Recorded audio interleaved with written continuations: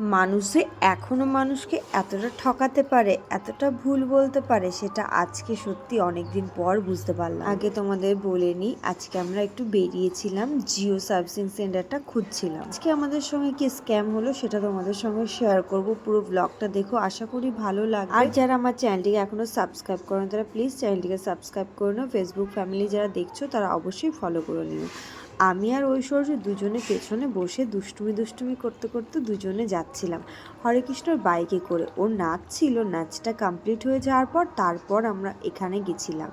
এবার বলি তোমাদের কোথায় গিয়েছিলাম। আজকে আমরা জিও সার্ভিসিং সেন্টারে গিয়েছিলাম। কিছুদিন ধরেই আমার অ্যাকচুয়ালি সিমে একটু প্রবলেম হচ্ছে, তো সেই জন্য জিও সার্ভিসিং সেন্টারে যেতে বলেছিল, তাই গেছিলাম। কিন্তু যে মোড়টাতে অ্যাকচুয়ালি দোকান, সেই মোড়ের কাছাকাছি গিয়ে একজনকে জিজ্ঞাসা করলাম, তো সে বলল এখান থেকে সামনে চলে যাও, ওখানে দেখবে ওই জিও সার্ভিসিং সেন্টার আছে। কিন্তু ওখানে গিয়ে শুনি যে এইটা না ওইটা। উনি কিন্তু আমাদের ডিটেলসেই বলেছিল এইটা এই সেন্টার আর ওইটা ওই সেন্টার, কিন্তু ওটা ভুলই বলেছিল উনি। আর এটা হয়তো বন্ধও ছিল। হরেকৃষ্ণ যাওয়ার পর ওটা কিন্তু দেখো ভেতরে বসে রয়েছে, ওরা কিন্তু আসেনি। আর এসে বলল এইটাতে এই কাজ হয় না, এইটাতে অন্যরকম কাজ হয়, বাট সিম সম্পর্কে যত তথ্য সব ওই সার্ভিসিং সেন্টারে হয়। তো তারপর কিন্তু আমরা আবার ওই সার্ভিসিং সেন্টারের দিকে রওনা হলাম। কথাটা হচ্ছে যে ওনাকে যখন জিজ্ঞাসা করা হয়েছিল তখন কিন্তু আমরা ডিটেলসেই জিজ্ঞাসা করেছিলাম যে সিম সম্পর্কীয় তথ্য কোথায় অ্যাকচুয়ালি হয়। আর আমরা যে মোড়টাতে ছিলাম তার ঠিক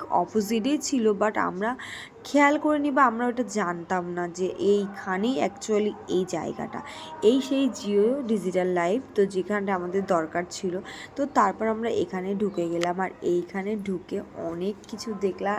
আর একটা জিনিস দেখে তো আমি অবাক। মানুষ না জানলে বলতেই পারে যে আমি জানি না, কিন্তু জানি না উনি কোন উদ্দেশ্য নিয়ে আমাদের এরকম দুরকম উলট পালট করে দিল, মানে দুটো সার্ভিসিং সেন্টার পুরো ভুল কথা বলে দিল। এখন এরকম অনেকদিন পর আমি মানুষ দেখতে পেলাম যে উল্টো পাল্টা বলে। আগে একটা সময় ছিল কি মানুষ ভুলভালই বলতে, সঠিকটা বলতো না, তখন ওই ভুলভাল জায়গায় এদিক ওদিক চলে যাওয়া হতো অ্যাকচুয়ালি। কিন্তু এটা অনেকদিন বন্ধ ছিল। এখন আর মানুষ ভুল কথা বলে এদিক ওদিক পাঠিয়ে দেয় না। আর এইদিকে দেখো কত ফোনগুলোর জাস্ট দাম দেখছিলাম, ভিভো 30 27,000 টাকায় দিচ্ছে। আর এটা কত সুন্দর কালার, জাস্ট দেখো। এটা কিন্তু একদম রেড ভেলভেট ছিল, আর কালারটা জাস্ট মারাত্মক ছিল। আমারটা 28, কিন্তু এখন 30 বেরিয়ে গেছে। দেখো 27,900, মানে 28,000 টাকা। দেন তারপর এখানে অ্যাপেল ফোনগুলো দেখছিলাম, কবে যে কিনবো জানি না, কিন্তু দামটা দেখছিলাম। এটা ছিল 1,58,000, আর এটা হয়তো 15 ছিল হয়তো। দেন তারপর আরও একটা অ্যাপেল ছিল যেগুলো দেখছিলাম, আর তোমাদের দাদাভাইও একটু দেখলো, কারণ ওর অনেক দিনের ইচ্ছা অ্যাপেল ফোন নেওয়ার। তো সেই জন্য দুজনে মিলে একটু অ্যাপেল ফোনটা দেখছিলাম যদি নিতে পারি। আর এইদিকে দেখো ঐশ্বর্য একা বোর হচ্ছিল, তো ওকে একটু কোম্পানি দিলাম, মানে দুজনে একটু দুষ্টুমি করলাম। দেন হরেকৃষ্ণ এখানে ওর শখের ফোন ট্রাই করছিল।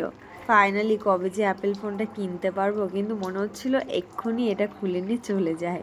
আর এটা ছিল 15, আমি যেটা তোমাদের দেখিয়েছিলাম ওটা হয়তো অন্য কিছু ছিল, বাট এইটা ছিল 15।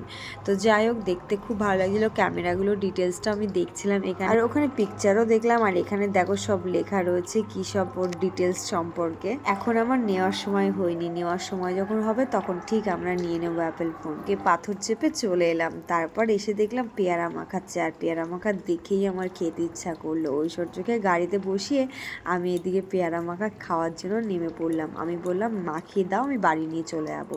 আর চন্দননগরের সব থেকে একটা খুব সুন্দর ব্যাপার যে সব সময় সব কিছু পাওয়া যায়। এখন কিন্তু প্রায় 9:45 মতো বাজে, আর এখন দেখো পেয়ারা মাখা বিক্রি হচ্ছে। এটা কিন্তু অন্য সব জায়গায় হবেই না। এই জন্য আমি চন্দননগরকে এত ভালোবাসি। অনেকে বলে যে চন্দননগর কেন এলাম, কিন্তু সত্যি কথা চন্দননগরের মতো সুন্দর জায়গা আমি হয়তো কোনোদিন দেখি। আর এদিকে ছিল মহরমের জন্য দেখো আগের দিন রাতেরবেলা কি সুন্দর সাজিয়েছে। এইটা ছিল মঙ্গলবারের ব্লগ, সময়ের অভাবে ছাড়া হয়নি, তো ভাবলাম আজকে ছেড়ে দিই, সবাই একটু অ্যাডজাস্ট করে নিও। এখানে হয়তো পুজো দিচ্ছে, কি হচ্ছিল বুঝতে পারছিলাম না, বাট খুব সাজিয়েছিল। আর আমাদের এখানে মহরমে কিন্তু ঢাল তরোয়াল নিয়ে খুব বেরোয়। আমাদের অ্যাকচুয়ালি যেরকম বেরোয় মহরম সব জায়গায় হয়, সেরকম আমাদের এখানে তার থেকে বেশি হয়।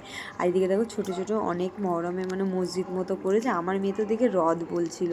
দেন তারপর আমরা ওখান থেকে বাড়ি চলে এলাম। রাস্তা থেকে বাড়ি এসে পেয়ারা নিয়ে বসে পড়েছি খেতে। আর ঐশ্বর্য তখন নিচে ছিল, ওই জন্য আমি একটু রিল্যাক্সে খেতে বসতে পারলাম, আর খেতেও পারলাম। এটা ও থাকলে না কি হতো বলো তো, শুধু হুড়োহুড়ি ব্যাপারটা হতো, ভালো করে খেতে তো পেতামই না, মানে পারতাম না, অ্যাকচুয়ালি পেতাম ঠিকই, পারতাম না খেতে, বদমাইশি করতো। তোমাদের লিটিল প্রিন্সেস ঐশ্বর্য আবার এইসব কিছু খায় না, মানে ওর আবার অন্য কিছু খাওয়ার প্রতি ইন্টারেস্টিং, এইসবের প্রতি ওর কোনো ইন্টারেস্টিং নেই। আর আমার এইসবের প্রতি ভীষণ ইন্টারেস্টিং। ঐশ্বর্য শুধু ফাস্টফুডের উপর ইন্টারেস্টিং বেশি, এইসব পেয়ারা ফলমূলের দিকে ওর কোনো ইন্টারেস্টিং। আর এই পেয়ারা মাখা যে কতদিন খাইনি সেটা আমি তোমাদেরকে বলেও বোঝাতে পারবো না। আমার যে কি খেতে ইচ্ছে করছিল আজকে পেয়ারা মাখা, যাই হোক কিনেও নিলাম আর খেয়েও নিলাম। আমাদের স্কুলে একটা কাকু ছিল, দারুণ এসব মাখাতো, ভীষণ সুন্দর আর ভীষণ টেস্ট হতো আর ভীষণ খেতামও। কিন্তু সময়ের সঙ্গে সঙ্গে না এইসবগুলো যেন শৈশবের মতো হারিয়ে গেছে, হয়তো আর কোনোদিন ফিরে পাবো না।